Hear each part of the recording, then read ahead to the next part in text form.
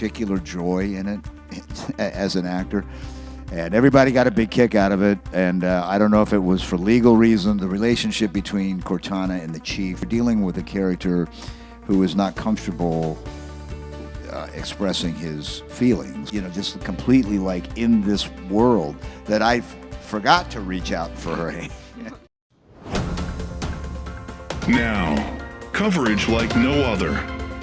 Bringing you videos from the event floor. You're watching convention coverage. It's good to have you. You go anywhere cool for dinner last night? They take you out, show you around? I had a burger at the bar. At the bar. Does that count for cool? We did go to the Spaghetti Factory, which was nice. Had some great lasagna, which I don't need. And I have not been to dinner here yet at Dawson's at the hotel where we're staying up. Okay. You know, I would like to say sometimes when I'm at conventions, it's difficult for me to eat, but somehow I persevere. Somehow I push on through. You know. Oh, we try to help out too. They just brought in pasta to the green room, so great. Lunch is already That's great. here. Good, more pasta. Yeah, and then somebody's making an In-N-Out run, and I'm like, oh my God, how can you say no to In-N-Out? So, yeah, I'm well fed. Let's put it that way. We try to we got to keep you alive for the show, right? Not a problem there. All right. Hello. Okay. Hi there. How you doing? Good. I just wanted to start by saying thank you for the past 20 years. Halo has just been turned into this monster and has evolved into That it so is. many different ways. That it is. Yes. Starts from LAN parties with Yeah. the buddies in high school to first midnight launch with Halo 2 and these friendships that we've made through everything.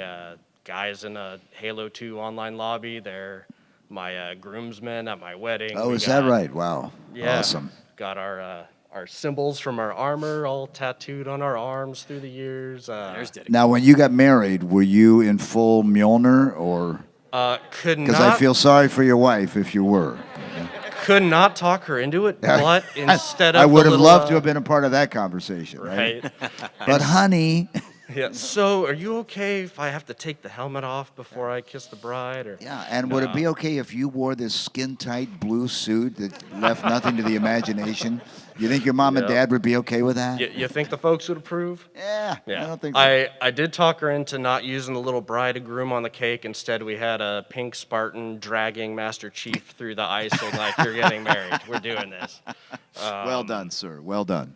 Yeah, and then, it's now going. It's generational now.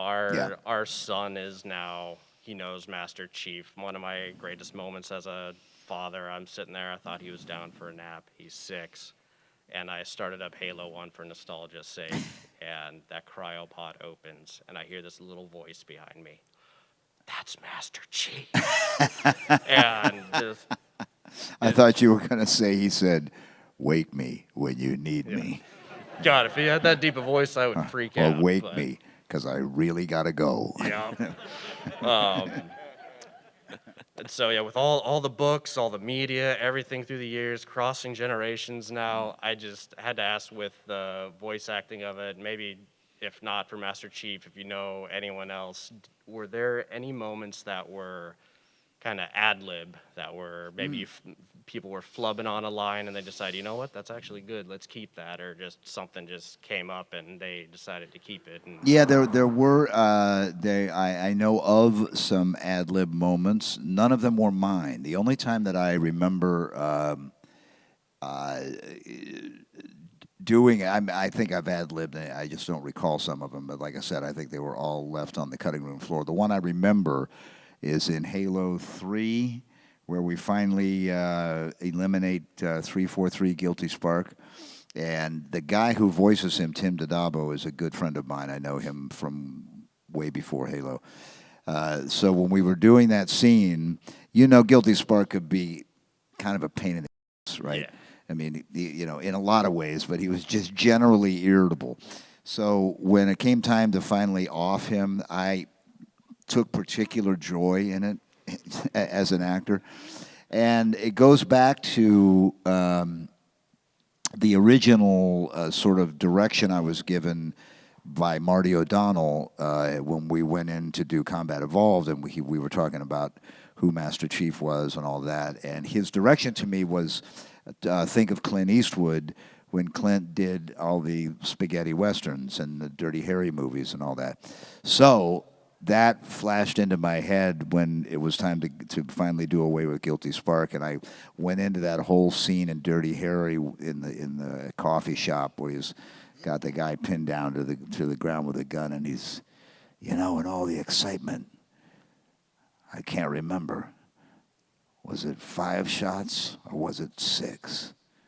So, are you feeling lucky, punk? That was my delivery to Guilty Spark just before we end him. And everybody got a big kick out of it, and I don't know if it was for legal reasons or whatever, but they decided not to use it. It never made it into the game, but it was fun doing it anyway. Nice. Thank you. Thank you.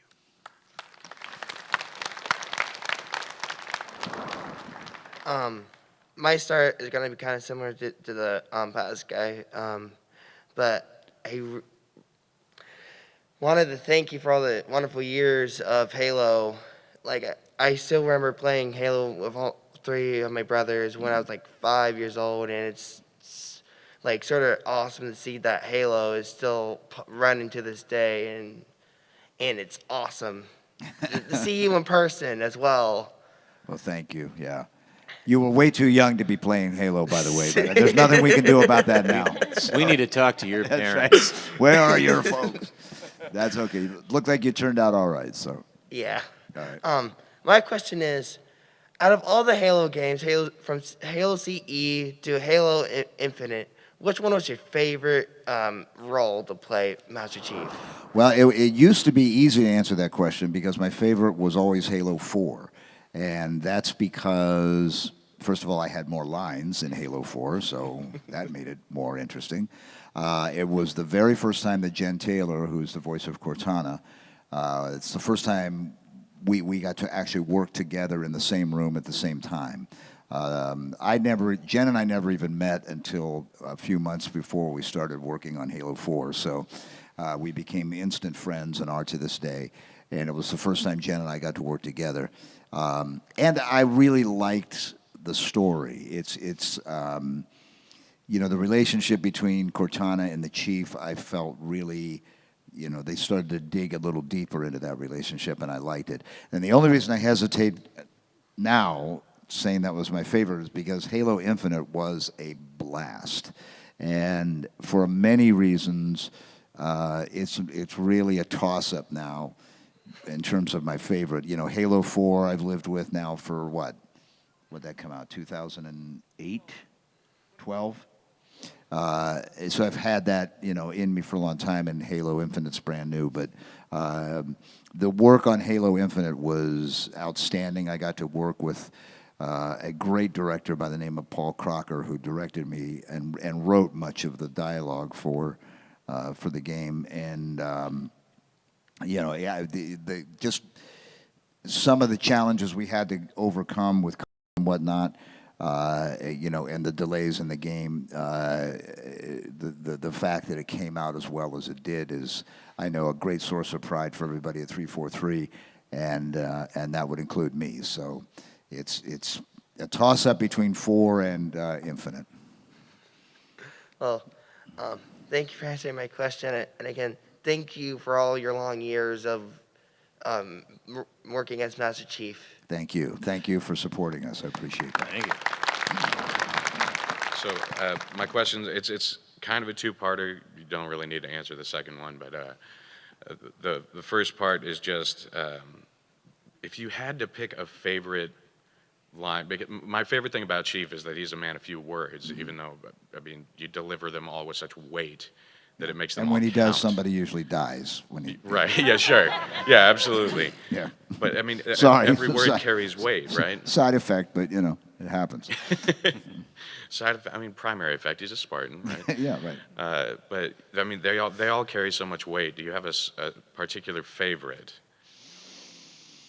It's I don't know that I have a particular favorite. One of my favorite, in terms of delivering dialogue, one of my favorites was, again, in Halo 4 at the end, when Cortana's about ready to go off the deep end, and that whole exchange that we had was a favorite recording moment for me, because it was a challenge to do it, because you're dealing with a character who is not comfortable expressing his feelings. Yeah. And so to approach that as an actor, for me, that was the challenge, is try to find that balance, because he's not going to, fall apart and start crying. Sure. But you have to relay so that the viewer or the participant gets the sense of what's happening, that he's struggling with this situation. He's about to lose the only, entity that ever meant anything to him in his entire life. And so, trying to figure out how to get there was a challenge. And I think we got there. I was happy with, the way the whole thing turned out. So that's not really a line. I think of that series, after Cortana is gone and the Chief and Lasky are on the deck, and Lasky's, trying his damnedest to make conversation, and it's not going well. And finally he leaves, and the only thing the Chief says was, no, I'm going to forget it, about the machine. I completely forgot the line. Somebody help me. She said that to me once, about being a machine. That was the second part of my question. That resonated with me, and I thought it was a powerful moment in the game. And that was the second part of my question was, do you think that Chief or Cortana is the real machine? That's a good question, and it's not a question that I could answer for either one of them. Whether Cortana is, there's a sense of her that is very real and very human, even though she is, by any definition, not human. But this is what's interesting to me about Halo and the writers of Halo is, when I talk about how you can go deep into it if you want, and that's one of the areas, what defines humanity? If Cortana is not human, then why does she feel so human? And on the other hand, the Chief, who is human, and yet there's a significant part of him that is not. So to me it's an interesting, and it has no answer. It's in your own interpretation. But that's what I find so enjoyable about this franchise, is that it can be as superficial or as deep as you want. If you like it for the gameplay, have at it. I know people who skip right past the cutscenes. They don't tell me that, but I know they do. And there are other people who live for it. So that's the beauty of it, and I think it's the genius of the people who created it. Yeah. And I live for it. I have a tattoo here. It's an abridged Obviously quote you do, yes. from Gravemind. So, but thank you so much. Well, thank you. And thanks for your support. I appreciate that. Absolutely. Thank you. Hi. Hi. I was I don't know if you remember, I was the madman with the consoles yesterday.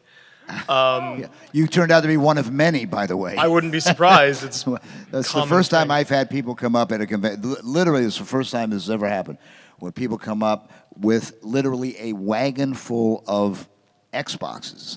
Not just games. They got every Xbox that was ever made. Yep. So on behalf of Xbox, thank you very much. What can we say? It's worth it. I don't want to rehash have to keep rehashing the, thank you a million times for go everything on. you've done. I could sit here, going through that all day. Yeah, stop. No. Yeah, I thought I'd have more time to formulate my question, but Thank you. if there was a moment we've all played Infinite at this point, I'm sure. Is there a particular? Oh, I apologize. No spoilers, I guess. No spoiler but, alerts. Okay. Yeah. Is there a particular moment during the creation of the newest title where you had particular difficulty due to the subject matter or something of the line delivery? You know,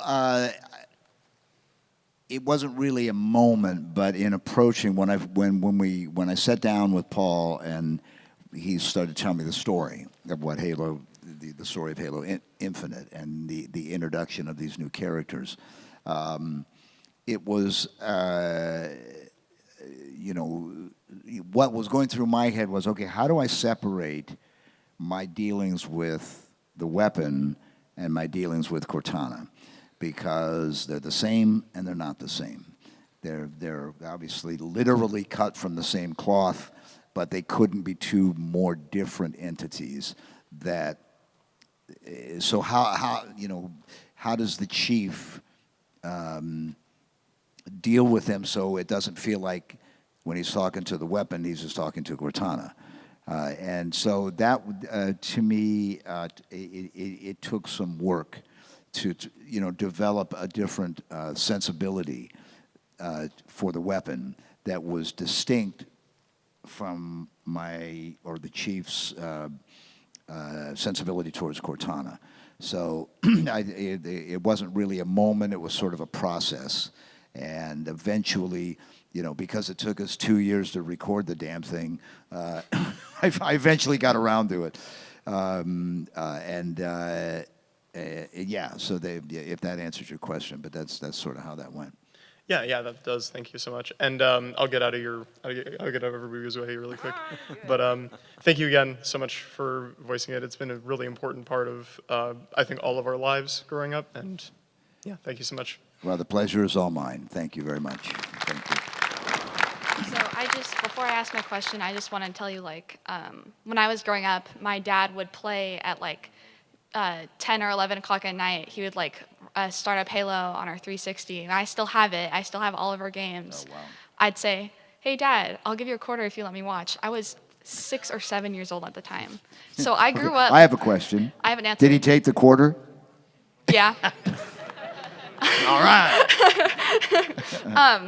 And then, like, in between cutscenes, I would, like, bring in, like, cookies and milk, and we'd just, like, sit and watch. And then up till Halo 4, when I was, like, 9 or something, I don't remember. I'm 17 now, so it's been a while. Yeah. It was kind of like a thing that we had. And when I turned 14, he said, hey, you can have my Xbox, just don't delete my account. And it's like all of our games, all of his progress, all the old ODST like themes for, and then the ODST shirt, just a lot. And he recently passed away. And I just wanted to come and, like, say, you made my childhood, and you provided for me and my dad, and you made really good memories. Thank you. These are the best stories, and I'm sorry for your loss, but I'm happy that you know, one of the first questions guys who came up talked about the generational aspect of the game, and it's been in these last couple years that I personally have heard stories like yours, and they are so heartwarming and so rewarding because the game has gone. You know, when the first appearances and conventions I would go to for Halo, it was always dudes, first of all. Yeah. It was always a bunch of sweaty dudes in a small room. Okay. Living in your mom's Sorry, basement. guys, but, you know, Yeah. I got to call him like I see him, or smell him in that case. but what's been so the first thing that I've noticed in the past few years is more women becoming gamers and playing the game and enjoying the game. And then the second thing was the very story you just told about, you know, a bond between, you know, a father and a daughter, or a father and a son, or uncles, or you know, so. That's the joy of being involved in a game that's been around for 20-some years, and that has, you know, literally stood the test of time. Is I hear stories like yours, and I'm so happy that it's had that impact, and I'm so happy that you have that memory. And to quote a line from the chief, is that Spartans never die. They're just missing in action. So thank you. Sorry.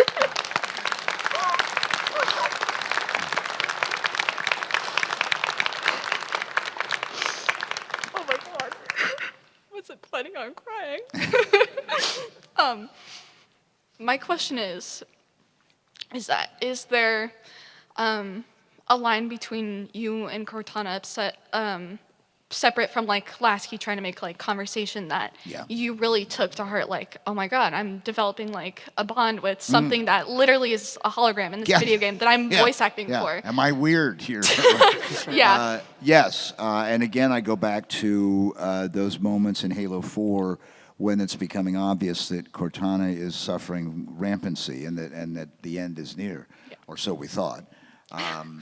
And I remember specifically being in the studio with Jen, and we were getting to that point. And I can't remember the exact moment, but it was one of those, where she's saying goodbye. Yeah. And I turned to Jen before I said, Jen, and Jen and I didn't know each other that well. It wasn't like we were old friends at that point. Yeah. We'd only known each other for a couple months. Yeah. So I said, Jen, if I reach out for you physically during the scene here and ask for your hand, don't get the wrong idea. I'm not, Yeah. I'm not trying to, be inappropriate. I just need you to help me, be in the place where I need to be emotionally. Yeah. And Jen, being the pro that she is like, yeah, of course. So we start the scene, we're getting to that point, and she knows it's coming, and she reaches out her hand for me to take it. Well, I was so just closed, just completely like in this world that I forgot to reach out for her hand. So when we get done with the scene, she's like, dude, I did you this left for me nothing. hanging. I'm right here, and Jen is a very talented actor. Right now, she's rehearsing for a play in Seattle that will be going up in a few months. And as you know, she's in the Halo movie on Paramount Plus, which will be coming out hopefully very soon. And she's a real pro, when it comes to acting. So she can turn on emotions and turn them off like a light switch. Me, not so much. Yeah. So. I was kind of like you. We got to the end of that scene, and they say, cut. Okay, that's it. And she's like, okay, where's the Starbucks? I'm over in the corner, like a puddle, trying to recover from. You want to go get coffee now? Now? You want coffee? Is that all you can think about is coffee? But I mean, that was the difference between what I had to sort of summon up and what she could call upon. But it's a moment that I'll remember always, and it's like I said, we've actually become very good close friends, and it's one of the benefits of being able to do this game. Oh yeah, and because I had recently moved in with my dad for my mom's, I would just sit in my room for days on end, just binge playing all the Halo games. My dad would walk in, and I have my room's clean, but I have cans of Monster. He's like, "What have you been doing?" I'm like, Oh. What do you think? But thank you so much, and I'm really sad that my dad never got to meet you. But he really appreciated your work, and I do, because I'm technically a third-generation Halo player. His dad started playing it, and then it's God. I'm over this, take it. And this was when my dad just got into console gaming, and growing up having that same bond that he had with his dad. It's really interesting. Yeah. And I now have a greater appreciation for it, because I see it now, and the first guy that came up here, his son saw Master Chief. He's like, "That's Master Chief." That was something similar to what I said when I came down for the first time. Oh, that's Because awesome. when we got our Xbox 360, my dad bought all the Halo stuff immediately, because he wanted to play all the games. Uh-huh. And out of all of them, ODST, 3 ODST is his favorite. Good. Yeah. You mean the one I wasn't in? Okay, that's fine. That's good. But yeah, it's you're That's just an cool. amazing person, and I hope like I can meet you later. Absolutely. But yeah, thank Well, you. I'll be back at the table here before too long. So, Oh, well, it's yeah. very nice to meet you, and thanks for sharing that story. I Thank you appreciate so that. much. Thank you. Thank you. When you came on as Chief, were you originally auditioning for something else, or did you just do a few reels like you do in the industry and they thought you'll be good for this role? Well, it is really the coincidence and in voiceover. My wife also does voiceover, and she's a very successful voice actor. And one of her boys, who was in kindergarten at the time, was in school, and they asked, "Well, what do your parents do? What does your mommy do? What's your daddy do?" Daddy's a firefighter, or my mommy is a homemaker or a secretary or blah blah blah. And they came to my wife's son Drew, and they, "Well, what does your mommy do?" And she auditions, which really is absolutely what a voice actor does. 90% of the time we audition, and 1 or 2% of the time you get the gig. The strange thing about Halo was I never auditioned for it.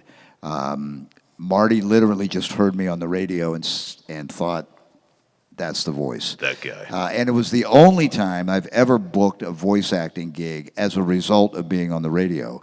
Usually, I've auditioned for where the casting direction said FM DJ.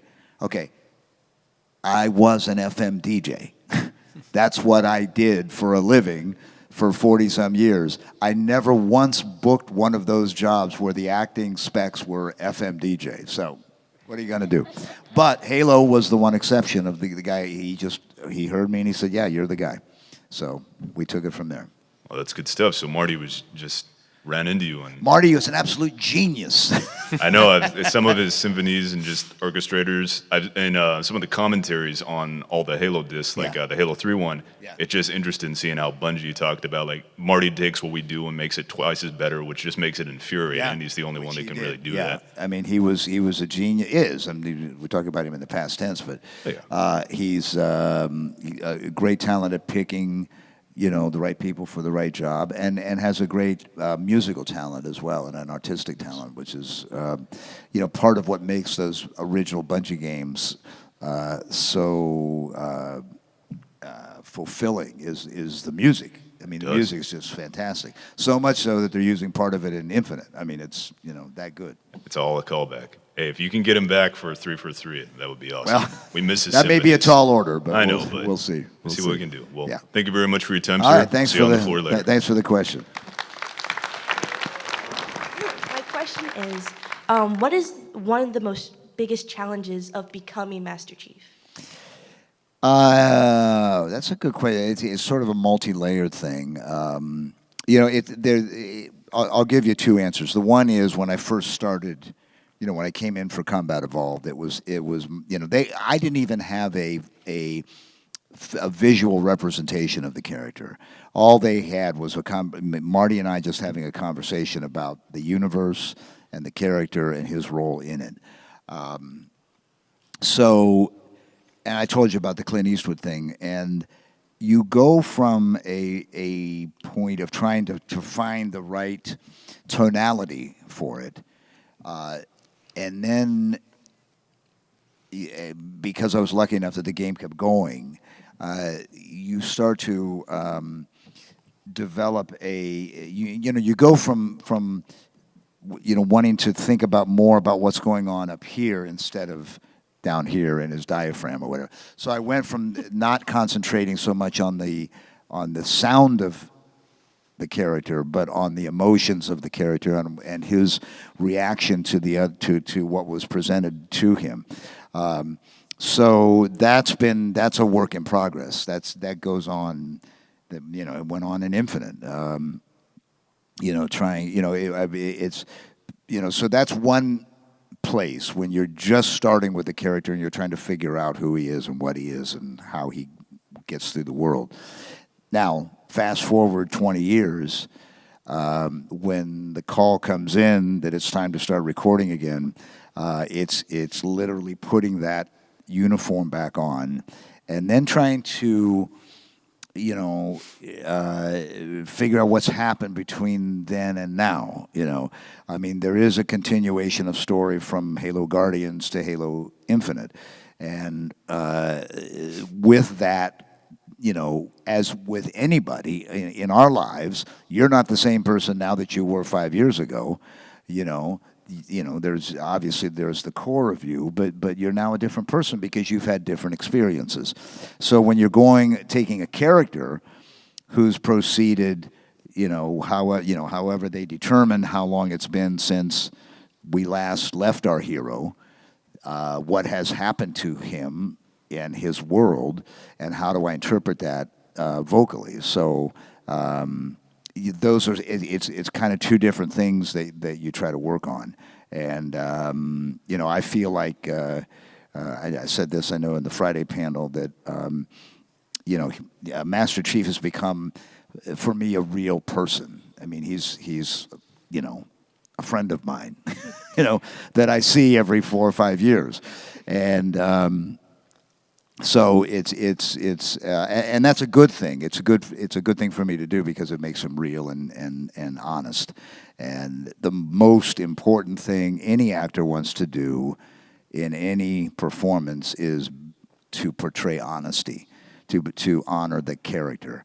And so in this case, when it's time to put on that uniform again or that suit, I want to honor that character and be honest about him. So, sort of an abstract answer, but No, that's perfect. That's Okay. really. Thank you so much. Thank you. thank you. Thanks for the question. But yeah, my question is, you don't have a whole lot of voice acting characters. If you were to do another one, what kind of character would you want to do? Would it be the grizzled character like Master Chief, or would you want to branch out to something else? It's I've been asked this question before, and my real honest answer is I don't have. I've auditioned for other characters over the years. I used to say if I had a nickel for every time I've auditioned for a Star Wars character, I could buy a plane with that, but because I never get them. And part of it is I don't have a tremendous portfolio of characters. I mentioned Tim Dodabo earlier, who did Guilty Spark. He's one of those actors that has a real portfolio of different characters to the point where you wouldn't know it's the same person doing that voice, right? Yeah. That's not me. So and the other thing is because I ended up voicing such an iconic character, and because I can't make my voice change into something that's that radically different, I'm sort of typecast, I guess is the word I'm looking for. And, poor me. Boo hoo hoo.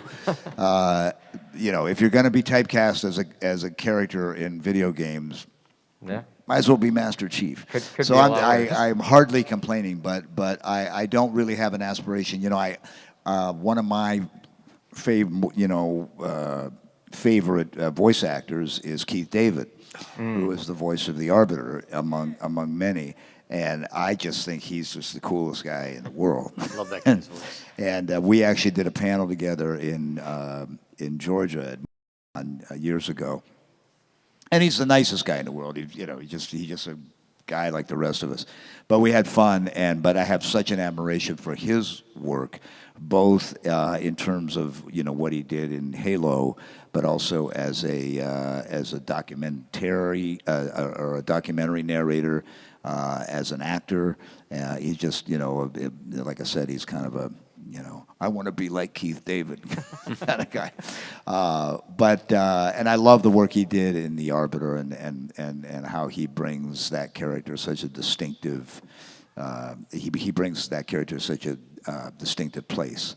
So, but yeah, beyond that, I mean, for me to do another character who's sort of grisly and that kind of thing seem to be redundant. So For sure. yeah, it would have to be something radically different, and I'd never get the gig. So Okay. that's Cool. my Thank you very that's much. my answer. I'm sticking to it. It's great to see you. Nice to meet you. First off, thank you for all the work that you do. It's great to hear your voice all the time. I've been Thank you. playing Halo since I was in college, and one of my buddies actually did commissioned a cameo for you. Oh, really? Yeah, for the Xbox expansion pass as an intro to Oh, cool. continue finishing the fight, and it's great to hear your voice every time I listen to Awesome. a friend's podcast. My question for you is, with Halo Infinite, you finally get to dive a little deeper into Chief's emotions, Mm-hmm. and this kind of feels like a lot of different depth that you can actually get into. Yeah. Are there areas in John's like kind of breadth of emotions that you look forward to actually exploring as you continue to move further with Infinite? And also, how does it feel not being the voice of Chief in the upcoming Paramount Plus show? Well, the first question, you know, I like, you know, what's interesting is in Infinite, he gets to, I get to approach two different people, actually three, counting the pilot. You know, with the pilot, you know, I get to have the relationship of being the annoyed older brother. You know, the pilot's just it's like you know, you just want to smack him every once in a while, right? Come on, snap out of it. So you know, that's a fun, you know, dynamic to be able to, you know, and one that I would never have with Cortana or any of the other characters. And then you have this developing relationship with the weapon where it is, you know, almost father-daughter like, and you know. Plus the fact he doesn't completely trust the weapon, and for good reason. Couple red flags. You know, it's just like, yeah, you know, the last one he used didn't all work out that well. And then he's got, you know, there's still Cortana, you know, in some weird, you know, capacity that he hasn't reconciled that relationship yet. He's still struggling with that. So that's, you know, was part of the real fun of doing Halo Infinite, is that you had, you know, from my perspective, you know, having these three different avenues to go down, and it was a lot of fun to. So I liked them all. I don't know that I preferred one over the other, but it was just fun to be able to. It wasn't always the same. You know, you know, in Halo 1, 2, and 3, you know, it was a fairly one-dimensional kind of thing, especially in 1 and 2. As the game has matured and evolved, so has the Chief, hopefully. And like you said, in Infinite, we could, you know, we're peeling back a little more of that onion every time, and it's fun to be able to take those challenges on as an actor. Awesome. And Cool. then, how do you feel about Paramount? Okay, yeah. I'm delighted. I mean, I'm like the rest of you. Can't wait for this thing to come out. I talk to Jen every once in a while, and I keep trying to pry details out of her, and boy, she won't give it up. She just, well, come on, you can tell me. I'm not going to tell anybody. But she won't, because she is Cortana in Halo, the series. I completely understand what's happening in terms of why they've chosen who they've chosen to play Master Chief. You know, Master Chief is what? He's about 7'5". He weighs about 900 pounds, and he has no body fat. You know, you can do so much with CGI. There is a limit. And I'm not sure they could make that work. So I think Pablo Schreiber is going to be a great Master Chief. I'll be anxious to see what he does with it. I mean, to say that I wouldn't have liked to have done it, of course I would. But, you know, we all have to accept our limitations. So I'm just fanboying like the rest of you, and I can't wait to see what they do with it. As far as I know, it's going to take place actually in the events prior to Combat Evolved. So it's and as they have said in various interviews that I've read with Kiki Wolfkill and some of the other 343 people who are involved in Halo, is that This is not going to be the game. You know, this is first of all, it's a different medium, and I think why so many adaptations of video games to film have not worked is because the lack of understanding that these are two different mediums. There's the video game medium and there's the on-screen film medium. They are not the same, and you have to approach them differently. And I think that the people involved in Halo, the series, will be doing that. Like I said, I can't get anything out of Jen, so you know as much as I do. But hopefully we'll all know, you know, fairly soon. Hi, Steve. Hi. I just want to make it fast. I know we're in a rush, but I saw your Outpost. You and Jen signed my Yes, helmet. Halo Outpost. Yeah, in we had a great Anaheim. time. Yeah. I did lose my father when I was a child. Me and him and my uncle grew up playing Halo, and ever since I lost my father, I ran into deep depression, but Halo has been my getaway, and every time I hear your voice, I always think of Halo, which leads me to playing Halo. You know, now I'm growing up as an adult, and just want to have one simple question for you. Sure. It would be the biggest favor in the world. So I proposed to my girl on Christmas, and she said yes, and I want to know if Master Chief was here right now, and he was there when she said yes, what would he say? Ooh, God, am I on the spot?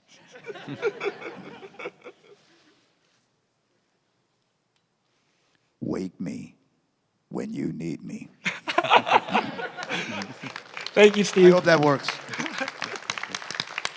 But don't wake me on your wedding night, okay? You know. Okay. Hi, Steve.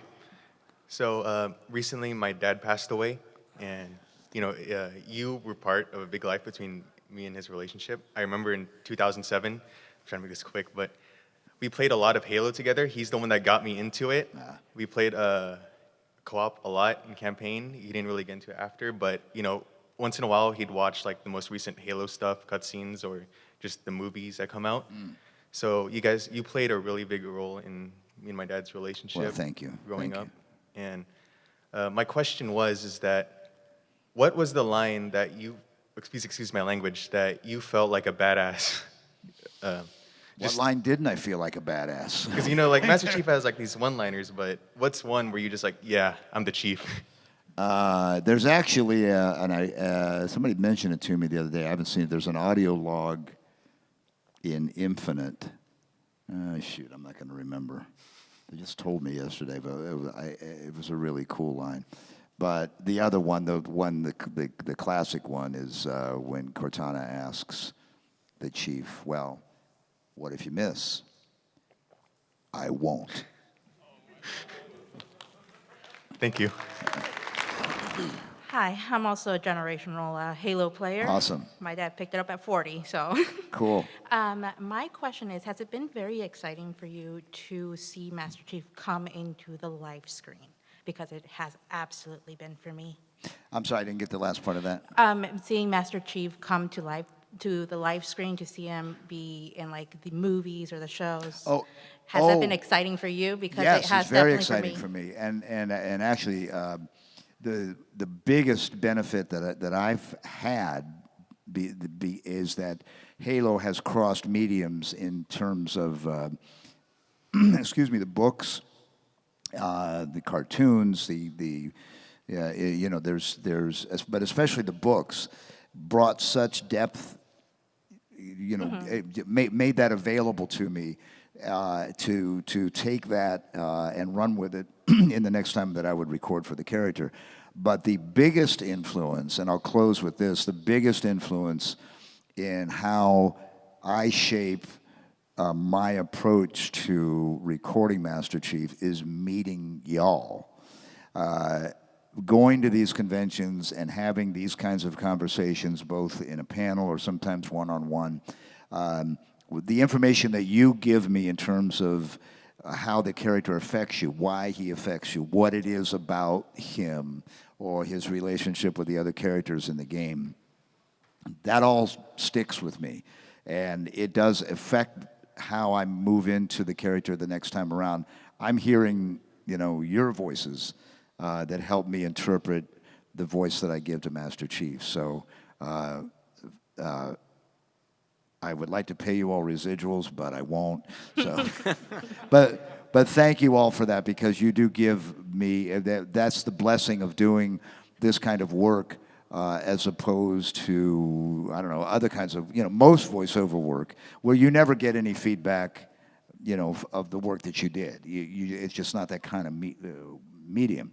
But because of these kind of gatherings, I do get to hear feedback on what worked and what didn't work, and it is information that I can take and use when I go back to work. So, thank you for that. Thank you. And thank you all for coming. I appreciate it. Thank you very much. Thank you very much, everybody. Give a big round of applause to Steve Downs, Mr. Master Chief.